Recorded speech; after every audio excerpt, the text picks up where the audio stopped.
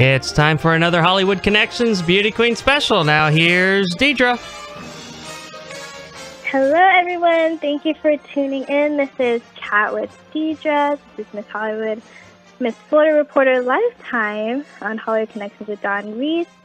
And tonight I have an amazing guest, Roslyn Franken. How are you doing?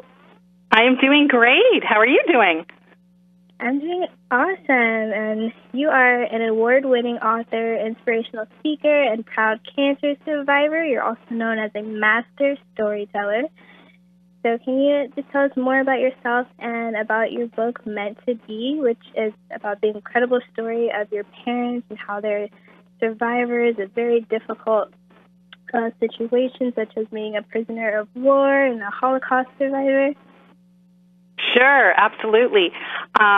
It is an amazing story about my mother who survived the concentration camps in Nazi Europe. She was 15 years old when she was taken from her home in the Netherlands. That's where she was born and raised. And the Nazis came and took her and her family and took them away, and she was put into a number of concentration camps, and she lost both her parents, her two brothers, and an older sister. She watched them all being taken away, and they were all killed in the war. And my father was born in what's now known as Indonesia, and at 18, he was drafted into the Dutch Navy Air Force, and he was captured by the Japanese and became a prisoner of war, and he survived the Nagasaki atomic bomb. So can you imagine that? These two people, continents apart, suffering unimaginable cruelty by the people who captured them, and they survived, Deidre. They survived all of that to find each other and have a beautiful, everlasting love after that. Is that not incredible? That's amazing, and I know that there's other different things that they also survived, like your father survived almost getting his foot chopped off, and he was able to survive the atomic bomb because he was working underground in the coal mines, and your mom was able to save some twins from being experimented on. Can you tell us more about those stories? Oh, my goodness, yes. I mean, these are things that happened that we can't even imagine. I mean, yes, my dad, that's why the book is called Meant to Be, because that's something my parents instilled in me from when I was really young. Things in life happen for a reason. Things are meant to be, even when we don't understand them and we want to know why, and we just can't ask why. And one of the things that, like for my dad, one of the many miracles, these miracles that were meant to be, was, as you said, my dad volunteered to work in the coal mines about 3 months before the bomb was dropped on Nagasaki, and it saved his life because when the bomb was dropped on Nagasaki, my dad was hundreds of meters underground in the coal mines. I mean, it's incredible. Wow. He made that choice that a lot of people would never have made because it was one of the most dangerous jobs, but he was led to make that decision, and if he didn't make that decision, I wouldn't be talking to you right now, you know? Yeah, that's awesome. I love how things are meant to be. Things work out. There's a purpose for everything, and your parents survived horrific events, and you were born, and now you get to go and you speak to many other people about your story and things you've been through. So how would you say your parents' story has transformed your life personally? Well, for me personally, I mean, my parents were incredible role models for me, and that's why I wrote the book, and that's why I do the speaking that I do, and that's why my book is being made into a movie, which is very exciting, is to inspire people, is because my parents are incredible role models for all of us in terms of resiliency, in terms of overcoming adversity, in terms of perseverance. I speak at a lot of schools. I have a passion speaking for young people because, I'm sure you're aware the rate of teenage depression and suicide is on the rise. I mean, it's a crisis situation. And kids need to hear this story. They need to know, what things that people like my parents went through. and that they were able to create a beautiful life afterwards, that they were able to have joy and love and goodness in their life after witnessing and experiencing the worst of humanity firsthand. Kids need to hear that, and when they hear me speak and they hear the stories, they're riveted. They're riveted and inspired. It's an amazing thing to watch how they take it in, how much they need to hear it. Right, especially now as we've been in this pandemic for 2 years, and I know the kids have gone through very difficult times, and depression is going up, so the rates are going higher. So when they hear your story, I'm sure they are super inspired to persevere and keep moving forward. And it's amazing to have great role models that you grew up with. What are your fondest memories of growing up with your parents? Like, what are some of the lessons they taught you, or how were they just as parents? You know, I feel very blessed, and I don't take it for granted, because I know that, not everybody had the same experience that I did. But my parents had such an appreciation and value for life, for all the good things that life has to offer, that they instilled that in me, like never to take anything for granted. One of the things I mention in my book, actually, is I remember my mother literally standing me in front of an open fridge one day, and she, the fridge is full of food, and she said to me, "Look, sweetheart, we are rich." Mm-hmm. And that had such a meaning for me. Obviously, I remember it for all these years. I was just a little kid, but I think about that it's so easy for, people to, there's nothing in the fridge, there's nothing to eat, and complain or whatever. But, if you have a fridge full of food, you are doing better than a lot of people in this world, and it's something to be grateful for, and we take for granted. So my parents taught me about appreciation, how to appreciate the smallest things, and they also taught me how to appreciate people who are different than I am, who maybe don't look like me, who don't share the same beliefs as me, who are different in any way, and about treating people with dignity and respect, regardless of the color of their skin, what religion they are, where they come from, what clothes they wear, that kind of thing. Like, people are so quick to judge other people based on things without even knowing the actual person. They just judge people, and my parents taught me not to do that. They taught me also just because that's how they were. So they were role models in that way too. Yeah, and that's really important. We definitely need role models like that. Everyone loves someone who's so kind and so loving. Like, people remember how you make them feel. So that's super important, not to just love people and just accept people and continue to be a light in this world. There's so many dark things going on. And so what do you think your parents would say to young people today going through this difficult pandemic as they've survived the Holocaust and atomic bombs and things like that? I think my parents would really try to encourage them to believe in their strength, to be resilient, and to keep their hope alive. I think that was such a big thing of what kept my parents going, is they never gave up hope. And a big piece of never giving up hope is knowing that you have a purpose. There is a purpose for everyone to be here, and to know you have a purpose, and to keep that hope alive and just persevere when things don't go your way. Sometimes life is like that. There's ups and downs for everybody, and you have to learn. You have to learn to have the courage to get through the downs, because it just makes you really appreciate the good times even that much more. That's a big part of it. And I want to mention that next week, actually, I'm speaking on Zoom for an event. There's it's the United Nations World Interfaith Harmony Week, and I'm a guest speaker on February 1st. So I'd love if you give me a chance to give that website, because people can register for it.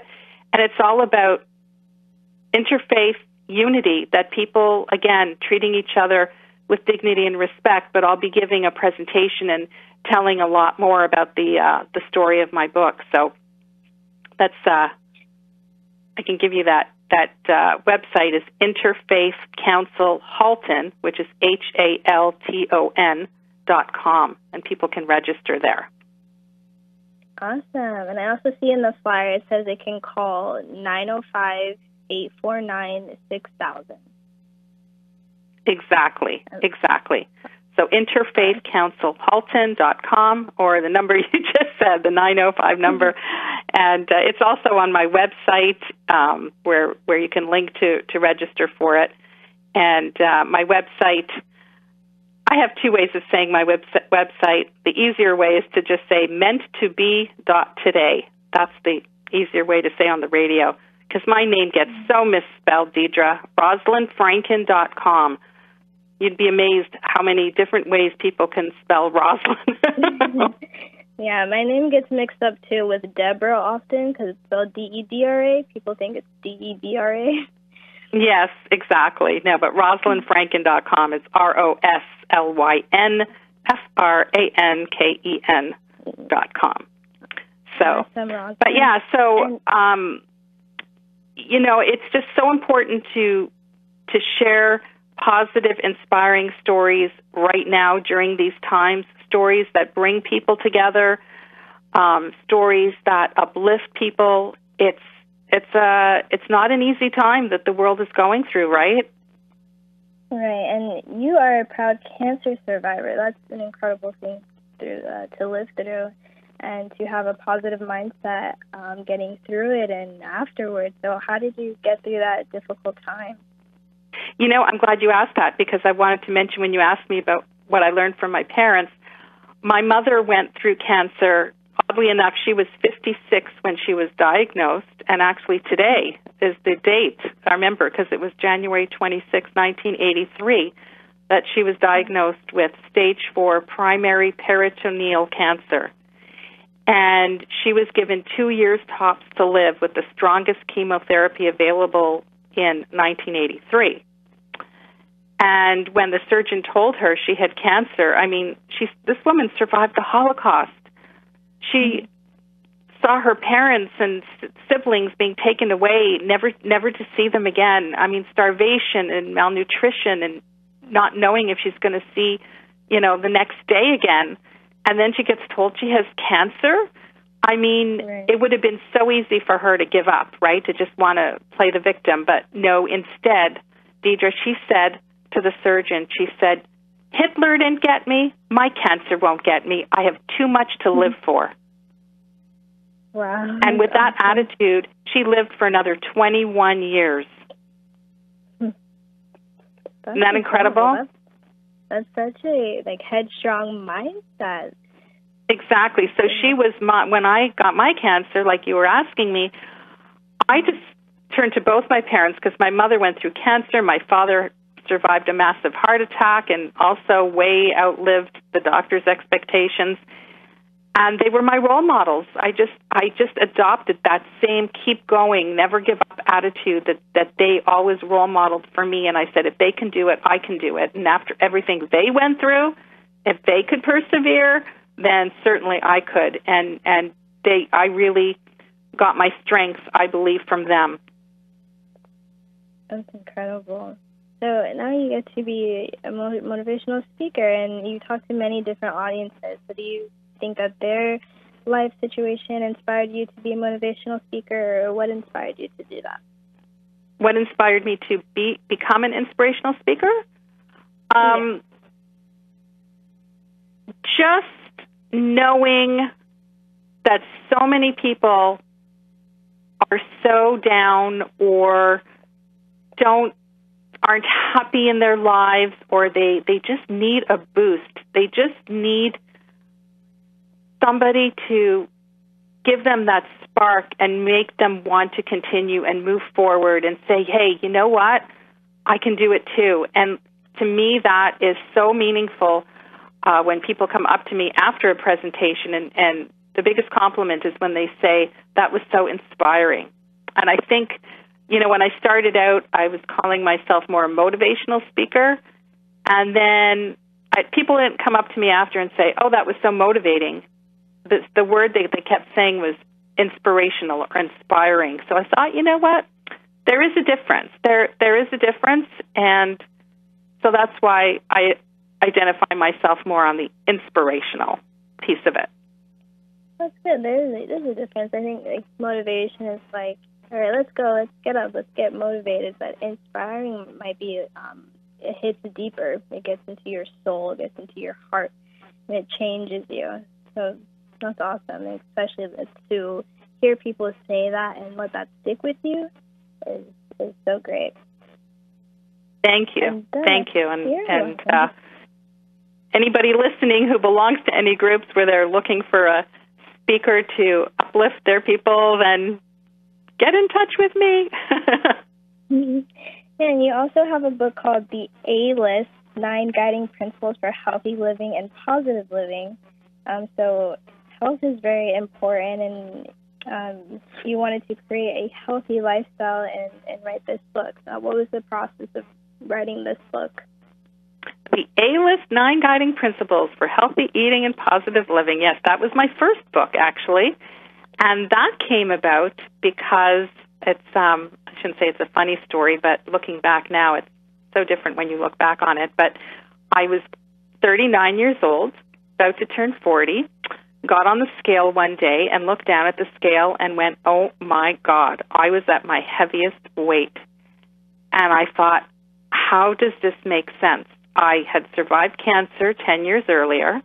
My mother had just passed away from cancer a few months before that day I got on the scale. My dad, I've got, heart disease on my dad's side of the family, and I just stood there going, like, what am I doing? Plus, I had just graduated from university with a master's degree in something called Human Systems Intervention, which is the study of helping people self-learn and change. And I'm a certified coach, and I'm going, who am I to be going out trying to help other people change if I can't even do it for myself? That's like the pot calling the kettle black. And I thought, no, if I'm going to do this, if I'm going to help other people, I need to be able to do it for myself. And I took everything I learned about change management in my master's degree, and I applied it to myself and my weight, and that's how I developed those 9 principles that all start with the letter A. That's why it's called the A-List. And it's really about, it's not a weight loss plan so much as how to make choices. It's all about choices. Life is about choices. So from the thoughts that you feed your mind to the food you feed your body, right, to the emotions you feed your soul, it's all about how to feed yourself so that you are healthy and happy. And that's what that whole book is about. It's really a self-help book for people where I just say, look, this is what I did. This is what it worked, it's worked for me. That was in 2004 when I started the weight loss journey, which I had no idea I was going to write a book about it at the time, but I have lost the weight and I've kept it off. So obviously it worked. It worked, and I still live by it to this day. That's incredible. I love seeing transformation stories of people who want to get healthy and see how they lose all the weight, but how they also get better in their mind and in their lifestyle just in general. So that's awesome. What would you say? I know there's a lot of different food trends people like. There's vegan, there's this and that. And what would you say is your favorite kind of thing to stick to? Whether it's plant-based or vegan or vegetarian? Well, I'm a big believer into each his own, so I respect whatever, other people decide to do. For me personally, I believe in moderation. There's no food groups that I rule out, but I know that, things like sugar are really bad for you for many different health reasons. So I limit my sugar intake quite a bit. I believe in portion control, so that knowing when your body has had enough, and like where you say, like, okay, if I keep, you get to that point where when you're eating a meal and there's a point where you should stop, but you keep eating because it's just so good, Mm-hmm. And it's about, again, knowing when to stop and being satiated and saying, okay, you know what, it's not like I can never eat this again. I can take some home. I can eat it tomorrow or whatever it may be. But it's a mindset, and it's really about reprogram. This is what I got these words from a client that I was coaching. I used to do more weight loss type coaching, and she said, I asked her, so how am I helping you? How is this helping you, what we're doing together? And she said to me, she was, I can't remember what country she was from, but English was not her first language, but she said it so beautifully. She said, you are teaching me to reprogram my relationship with food. I was like, oh my God, that's exactly it. It's how do you reprogram your relationship with food and yourself.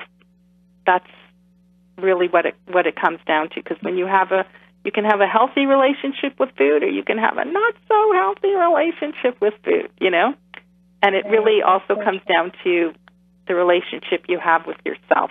And that's where I really like to help people. That's so awesome. It's so awesome that you're helping people, and the way that you do it. We all need that, and motivation and just practical steps that we can do. And I love that you mentioned earlier the book you have meant to be about your parents is actually in pre-production for a movie. Can you tell us a little bit about the project? Is it going to be a documentary or a film with actors portraying your parents? It's going to be a feature film with actors and all that, and I'm going to be in the movie as well. So we have the screenplay. I have a producer, and he's working at interviewing with directors and investors and things like that. So we're kind of at that stage of the game, and hope to have everything in place over, the next while. And hey, we're still looking for people who might be interested in participating in an amazing movie project. It is going to be an amazing, amazing movie. And I had a big hand in writing and approving the script all the way through. So I know that it's the real story, and that is very satisfying for me as well. I can hardly wait, as you can imagine. So these things take time, longer than I wanted to, but that's part of the game. That's part. It must also be happening in the way that it's meant to be. So I'm just waiting to see how it unfolds. You wanted to be an actress when you were younger, and your parents let you, do your acting, and then you got a bachelor's degree. But you did want to be an actress, and you, I see that you've produced other films and things like that. And so I'm sure this is really exciting that you're still kind of in the entertainment industry. You get to be a part of this movie, so that's really awesome. How can absolutely. And, even being an inspirational speaker, I get to be on stage, and I get to be a storyteller. So, and I tell the story in a very dynamic, engaging way. So it's still, that performer side of me is in there as well. That's so cool. I definitely wanted to be an actress when I was younger.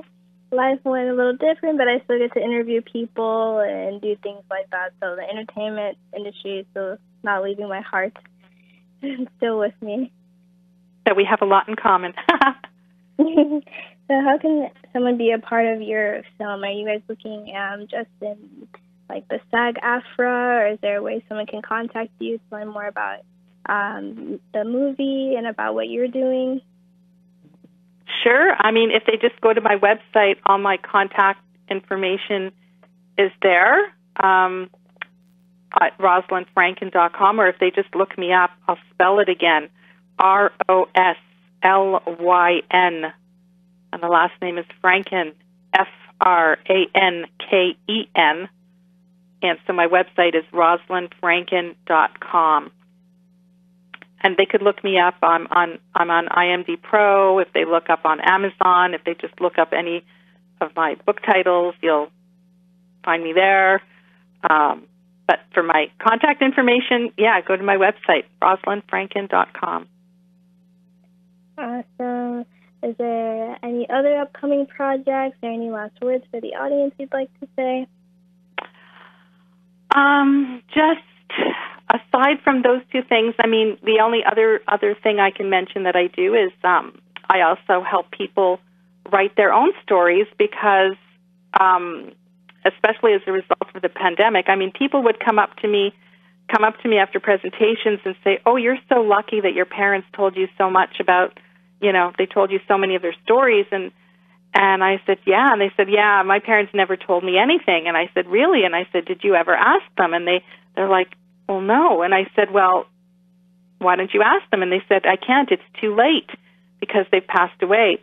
So I'm working with a few clients right now who have stories that they want to tell, whether it's a story they want to tell to the world or they just want to leave their living history to their children or grandchildren.